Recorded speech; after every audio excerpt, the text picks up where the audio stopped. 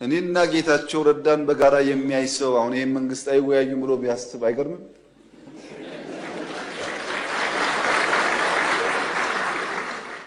እና ፈልጌ አጣሁሽ የት ነበርሽ ትላታለች። አጋዘን ደንግጣ እውነትሽን ነው መቼም ስልጣን የማይፈልግ የለም። የዛሬ 6 ዓመት 5 ዓመት ባህር ኃይል አቋቁመናል እኮ እና ምን እዚህ ውስጥ ነው አይኑ ባህር አቋቁመ ነው።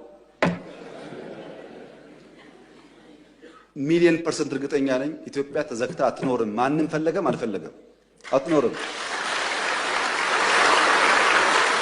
አሁን ውጊያ እንትና ያግዘኛል የሚባል ነገር ሰው እንዴት ዩክሬን እያየ ፓለስቲንን እያየ ስለማገዝ ያወራል? ማንም አይሞትልህም።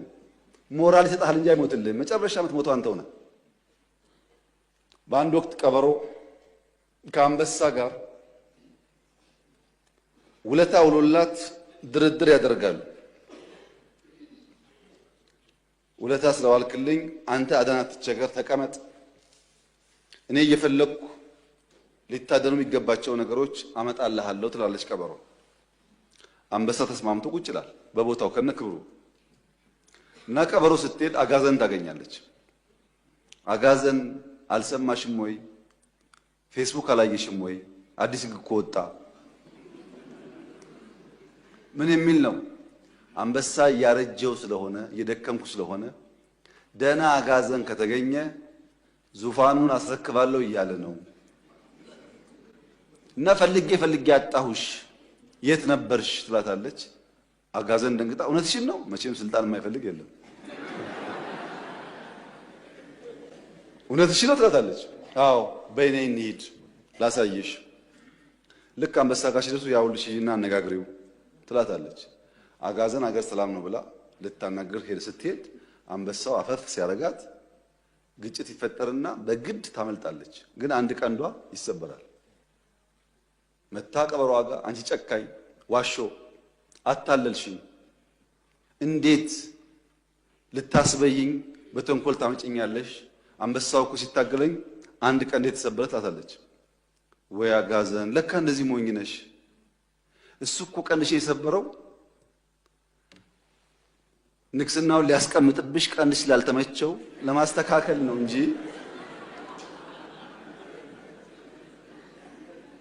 ለክፋት አይደለም። ተሸውደሻል አለቻት። ነው እንዴ ብላ ጓጓች። ስልጣን አጓጓል።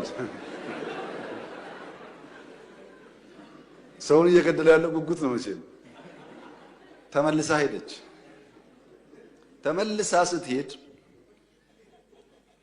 ቅድም ዘውድ ለማስቀመጥ ነው ቀንድሽን የሰበረው ተብላ ሄዳ ሲታገላት እንደም ስታመልጥ ጭራው ይቆረጣል ያጋዘማ።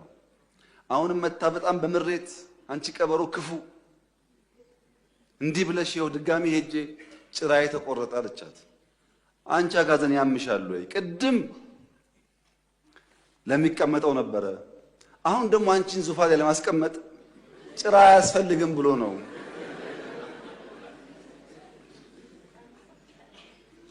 አልገባሽም አለቻት። አሁንም ስልጣን ያጓጓል።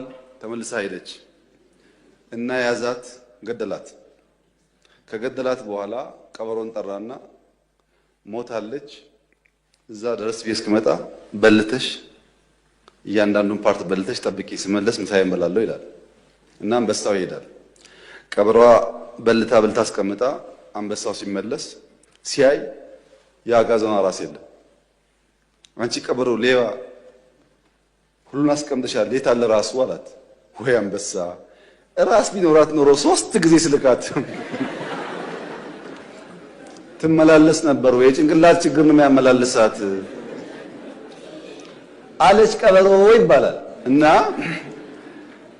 የኤርትራ ጥያቄ ቅኝ ግዛት ነው ብሎ አሁን የባህር ጥያቄ አይገባኝ የሚለው ከዚህ አጋዘን የማይሻል ነው ማለት ነው። ያልገባው ጭንቅላት የሌለው ነው ማለት ነው።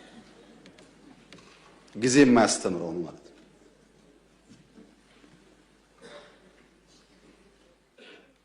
እኛ የቀይ ባህር ጉዳይ ህጋዊ፣ ታሪካዊ፣ መልክዓ ምድራዊ እና ኢኮኖሚያዊ ጥያቄ ነው ብለን እናምናለን። ይሄ ጥያቄ አንዳንዱ ነገ ካልተመለሰ ይላል፣ አንዳንዱ ነገ እኔ ስመጣ ካልጀመርኩት ይላል። ሁለቱም አያስፈልግም። ቀይ ባህርን ኢትዮጵያ ለማጣት 30 ዓመት ከዚያ በላይ የወሰደ ትግል ነበር ታውቃላችሁ። በ30 ዓመት ትግል ውስጥ በብዙዎች ርብርብ ነው ኢትዮጵያ ያጣችው። ሌላ 30 ዓመት ያስፈልጋታል ብዬ ግን አላስብም። በተረጋጋ መንገድ፣ በሰከነ መንገድ በውይይት መሄድ በጣም አስፈላጊ። የፈለገ ብንወያይ ግን ለማጣት የፈጀብን 30 ዓመት ለማግኘት ይፈጅብናል ብዬ ግን አላስብም። ከግጭቱ በኋላ በኢትዮጵያና ኤርትራ መካከል ሰላም ሲፈጠር መጀመሪያ እኔ ወደ አስመራ ተጉዤ በኋላ የኤርትራው ፕሬዝዳንት ወደ ኢትዮጵያ ሲመጡ የመጀመሪያው መድረክ ያደረግነው ሚሊኒየም አዳራሽ ነው። ብዙ ህዝብ አለበት። በላይቭ ቲቪ ሁላችሁ ወይ ነበራችሁ ወይ ሰምታችኋል። ካልሰማችሁ አሁን ገብታችሁ ዩቲዩብ ላይ ስሙት። የመጀመሪያው ስብሰባ አሰብ ነው የሚለው እሳቸው ባሉበት ለህዝብ በሚገባው ልክ የረሳችሁን ለማስታወስ ብቻ ነው። ኤርትራ ስመላለስ አስመራን ካየው በኋላ ከክቡር ፕሬዝዳንቱ ጋር አሰብ መሄድ ፈልጋለሁ ብዬ አሰብ ሄጄ ነበረ። አሰብ ባህሩ ጋር ቆመን ያወራነው ምንድነው? ስለ ፖርት ነው። ተመልሳችሁ ማየት ትችላላችሁ። የት? ኤርትራ ምድር ውስጥ። ሶስተኛ የመደመር ትውልድ መጽሐፍ ላይ በግልጽ ጂኦፖለቲክስን አስፍሬ የአሰብ ጉዳይ አስቀምጬ ለኤርትራ ባለስልጣናት በስጦታ ልኬላቸዋለሁ። ሚስጥር እኮ አይደለም፣ ያውቁታል። ለሁሉም ልኬላቸዋለሁ። አራተኛ እናንተ የምታውቁት የዛሬ 6 ዓመት 5 ዓመት ባህር ኃይል አቋቁመናል እኮ እና ምን እዚህ ውስጥ ነው አይኑ ባህር አቋቁመ ነው።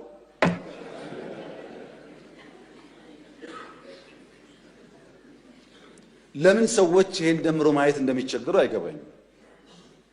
ኢትዮጵያ ቀይ ባህር እንደሚያስፈልጋት ከለውጡ በፊትም እናምን ነበር፣ እንናገር ነበር። ያኔ መደመጥ አንችልም። ከጀመርንበት ቀን አንስቶ ግን ንግግሩ አለ። ያ ንግግር ግን ሰላማዊ መሆን አለበት። የተከበሩ እንዳነሱት ከኤርትራ መንግስት ጋር ተስማምተን ከዚህ ወደ አሰብ ሄደው መንገድ ጠግነናል እኮ እኛ እንከፍታለን ነው ጠግነን ነበር። ከጠገን በኋላ ችግር አለብን ፖርቱ ተዳክሟል አሉን። አሁን አንዳንዶች ልክ ጸቡ እንደ ኦቨርናይት የመጣ ይመስላል። እንደዛ አይደለም ታሪኩ፣ ስለማንናገረው ነው። መንገድ ጠግነን ከጨረስን በኋላ ፖርቱ ችግር አለበት ሲሉ የጋራ ወዳጅ የሆነ ሀገር ለምነን ጄኔሬተር እና ክሬን በእርዳታ ወደ ኤርትራ እንዲመጣ አድርገን አሰብ ፖርት ሲደርስ የኤርትራ መንግስት አልፈልግም ብሎ መለሰ። ያኔ ነው የገባን ይሄ ነገር ለካ ተስፋ የለውም የሚለው። መንገድ ጠገን ለምንም ብናመጣም ፍላጎት አልነበረም። ወደ ኤርትራ ልክ እንደ ሱዳን ልክ እንደ ጅቡቲ በእኛ ውጪ ፓወር ትራንስሚሽን ቀጥለን ፓወር እንስጣችሁ ጄኔሬተር አትጠቀሙ ብለንም ቆይ እናስብበት ነው የተባለው።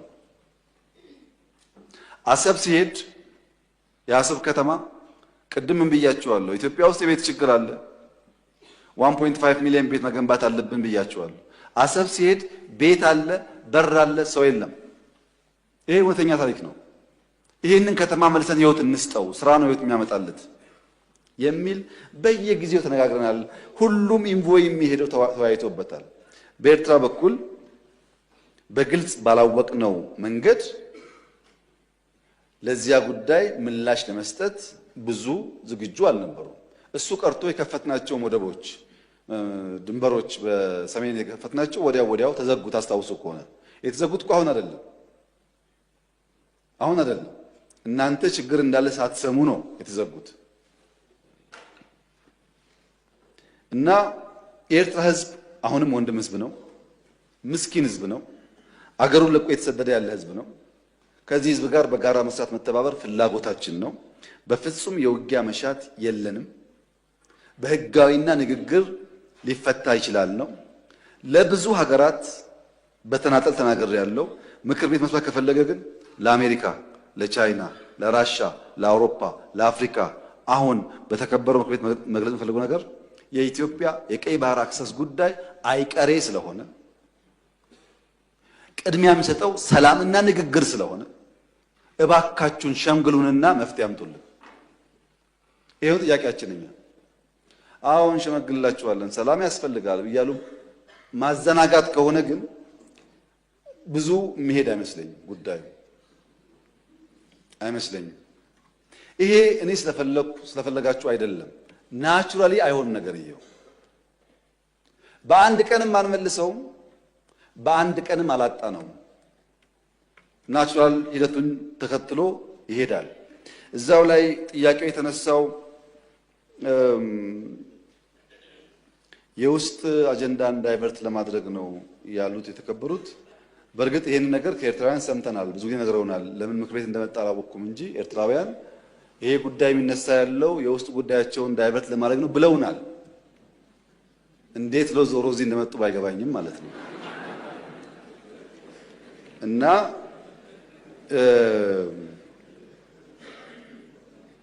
በፍጹም አይደለም።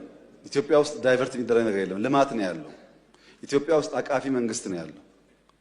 ምንም ዳይቨርት የሚደረግ አጀንዳ ያለው የህዝብ መንግስት ነው ያለው። ለህዝብ የሚሰራ መንግስት ነው ያለው። ውጤት እያመጣ ያለ መንግስት ነው ያለው። በብዙ አፍሪካ ወንድሞቻችን የሚቀናበት መንግስት ነው ያለው። ዳይቨርት ማድረግ ሳይሆን ህጋዊ ባልሆነ መንገድ ያጣነውን ጉዳይ ማን ወሰነው ብሎ መጠየቅ ግን ከማንም ሊና ካለው ሰው የሚጠበቅ ይመስለኛል።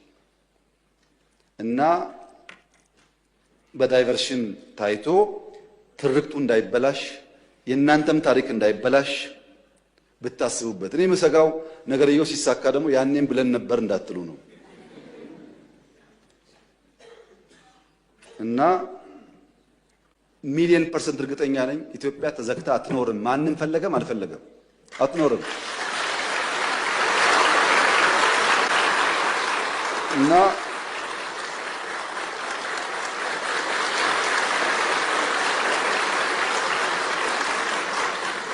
አንደኛው ችግር ትርክት ነው። የማይገባቸውን ህግ የማይፈቅድላቸውን እንደዚህ የሚያደርግላቸውን ጠየቁ። የትኛው ህግ ከወሰደው በኋላ ነው የጠየቅነው? ትርክቱ መፈተሽ ያስፈልጋል። ሁለተኛው ኢትዮጵያ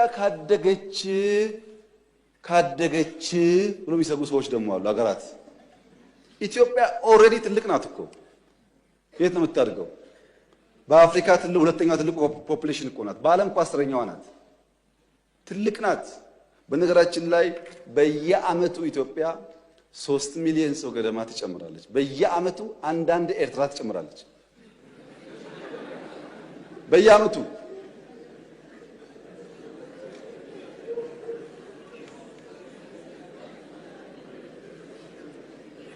እና ኢትዮጵያ በየአመቱ ሀገር እየጨመረች ትልቅ የሆነች ሀገር ካደገች ምን ትሆናለች ከተባለ ካደገች ታግዛለች። ሌላ የምታደርገው ነገር የለም። ካደገች ትረዳለች። አሁን እኮ እያደረገች ነው። ስንትና ስንት ስደተኛ ተሸክመን የለም እንደዚህ ዛሬ ሳናድግ። ይሄ ስጋት ችግር አለበት እና የኛ ጎረቤቶች በሰላም መኖር እንደምንፈልግ ማወቅ አለባቸው። ታዲያ ለምንድን ነው ከኤርትራ ጋር የተጀመረው ጉዳይ ፈርለቆ የወጣው ያላችሁ እንደሆነ ፕሪቶሪያ ነው። በወደቡም ስለምን ነበር፣ በልማቱም ስለምን ነበር፣ ስንለማመጥ ነበር፣ በጣም ስንለምን ነበር። ከዛ ነገ ይሆናል ብለን ግን ፕሪቶሪያ ስንፈራረም ትክክል አይደለም። ለምን ይቆማል? ቲፒኤልኤፍም ትግራይም ተጠቅልለው ካልጠፉ ቀጠናው ሰላም አያገኝም። እኛ እኮ ህዝባችን ናቸው፣ ልብ ከገዙ እንዲጠፉ አንፈልግም አልና አቆምን። በዚህ በኩል ማስቀጠል ሲያቅታቸው በዚያ በኩል ጀመሩ። አሁን ዋና ጉዳይ ጭቅጭቅ ውስጥ ግቡ ነው፣ ሳትዋጉ አትቀመጡ ነው።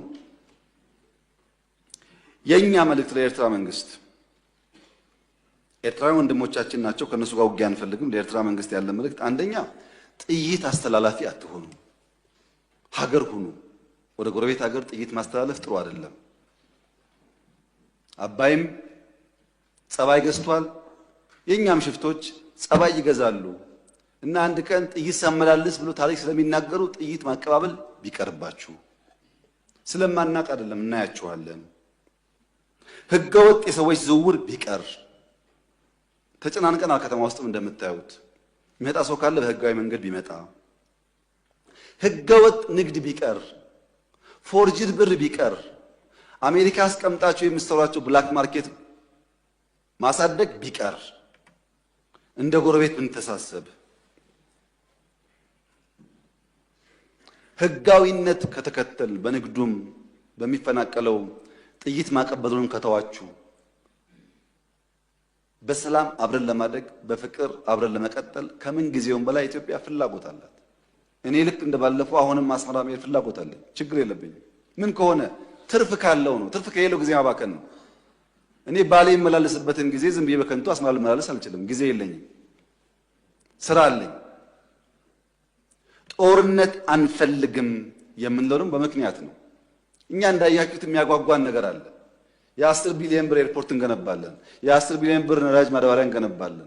የ9 ቢሊዮን ብር ቤት እንገነባለን። ኮሪደር እንገነባለን። ይሄ ሁሉ የሚያጓጓ ስራ እያለ ሰው ጦርነት ሊያስብ አይችልም። ጦርነት የሚያስብ ስራ የሌለው ብቻ ነው። አንድ ተማሪ በፊዚክስ ክፍለ ጊዜ ዘግይቶ ወደ ክፍል ይመጣል። የፊዚክስ መምህራን እንደምታውቋቸው ናቸው። የነሱን ክፍለ ጊዜ ማርፈድ ነውር ብቻ ሳይሆን ወንጀል አድርጎ ያስባሉ። በአማርኛ ክፍለ ጊዜ እንደምን ይገባል፣ በጂኦግራፊ እንደምን ይገባል። ፊዚክስ ማትስ ሲሆን ግን መምህራኖቹ አያስጠጉም። ታውቃላችሁ። እና አንደኛው ተማሪ አርፍዶ መጣ። ለምን አርፍደ መጣ ሳይለው መምህሩ እንዴት በእኔ ክፍለ ጊዜ ተረፍዳለህ ብሎ በረንዳ ላይ ከክላሱ በር ላይ ተንበርከክ ይለዋል።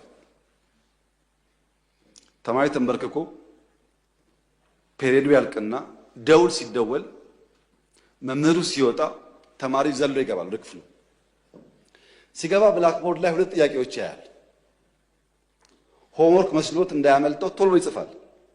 ጊዜ አልነበረው። የሚቀጥለው አስተማሪ ገብቶ እንዳያጠፋበት በፍጥነት ጥያቄውን ጽፎ ሲጨርስ ሁለተኛው መምህር ገባ እና ቀጠለ ትምህርቱ። ቀኑ ዓርብ ዕለት ነበረ። ታውቃላችሁ እንኳን ሙሉ ፔሪዮድ 10 ደቂቃ 20 ደቂቃ ስታረፍዱ በጣም ብዙ የቀረባችሁ ስለሚመስላችሁ ጭንቀት አለው።